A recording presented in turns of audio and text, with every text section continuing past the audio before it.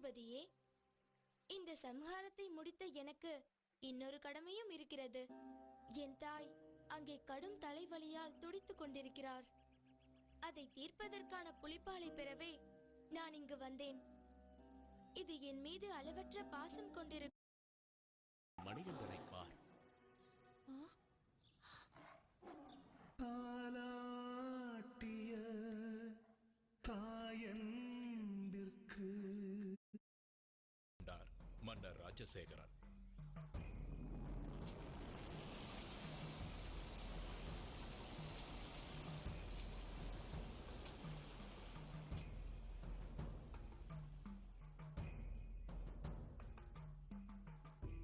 அந்த கோவிலில் வாழ்க்கையின் தத்துவங்களை விளக்கும் விதமாக 18 படிகளையும் அமைத்தார்.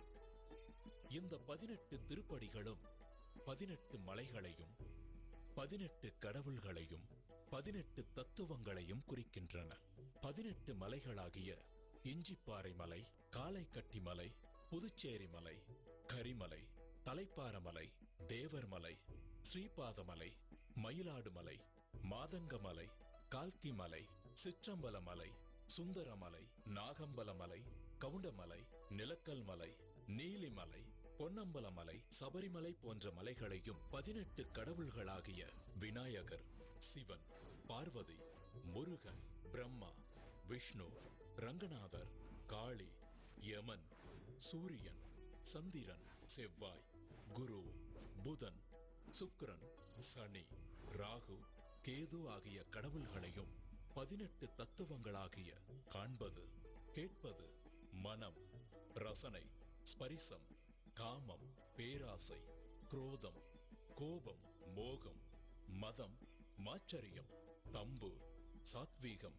ராஜசீகம், தாமசீகம், வித்யா, அவித்யா போன்ற குணங்களையும் உணர்த்தும் விதமாக பகவான் தத்வாதீனனாக இருக்கிறார் என்பதை குறிப்பதே இந்த 18 படிகளின் நோக்கம்.